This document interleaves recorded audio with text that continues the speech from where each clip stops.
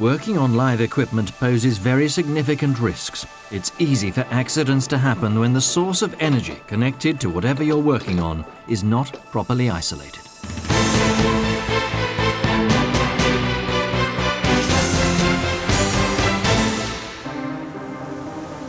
At Galliota Point in Trinidad, BP was using contractors in the construction of a new office building. Afi Morgan and Abiko Hernandez were electricians brought in to fit fluorescent lights in the ceiling. They hadn't received any safety information about the site, and nobody had told them what the safety rules were. They had to reach the junction boxes in the ceiling, and Afi was using a ladder to work on the junction box. But Afi and Abiko were working without switching off the electrical power.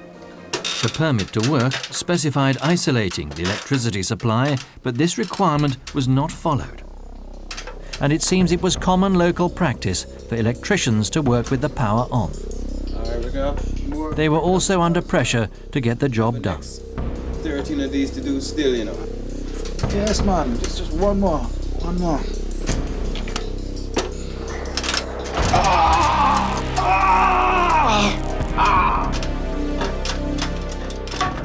He'd touched a live wire.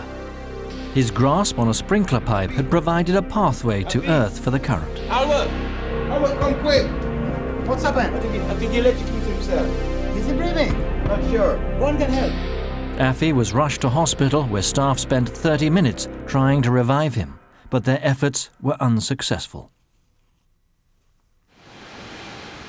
The golden rule on energy isolation lays down strict guidelines to prevent accidents like this from happening. You must isolate any source of energy before starting work if that energy source could cause the machine you're working on to suddenly start up, or if the sudden release of stored energy could cause injury. Do you always isolate energy sources before doing work of this kind? Or do you cut corners and leave the power on? The rule applies to any energy source, including electrical, like these switches for electric motors, mechanical, like this diesel pump, hydraulic, such as pressurized oil systems, pneumatic, which would include any source of compressed air or gas, like the one driving this pump, gravitational, including suspended loads, chemical, like injection systems, or any source of hydrocarbons that might otherwise build up and create an explosive or dangerous atmosphere. Nuclear. And thermal energy, like the heat in this furnace. But you can't isolate any of these energy systems unless the method of isolation and the discharge of any stored energy have been agreed and executed by a competent person.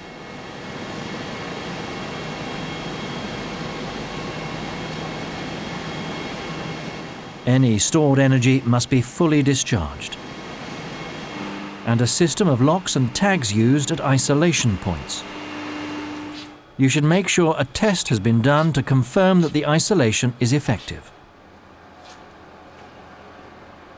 And the isolation should be checked periodically to see that it continues to be effective. Do you periodically check the isolation? At Galliota Point, the contractors were building offices, and safety received less attention than on a traditional oil and gas project. But the workers deserved just as much protection. A specific HSE plan was developed for the project and shared with all contractors. Experienced workers sometimes feel they can take shortcuts. Don't be complacent. 1 moment's lapse is all it takes. Isolate energy sources when you're working. If it's unsafe, stop work.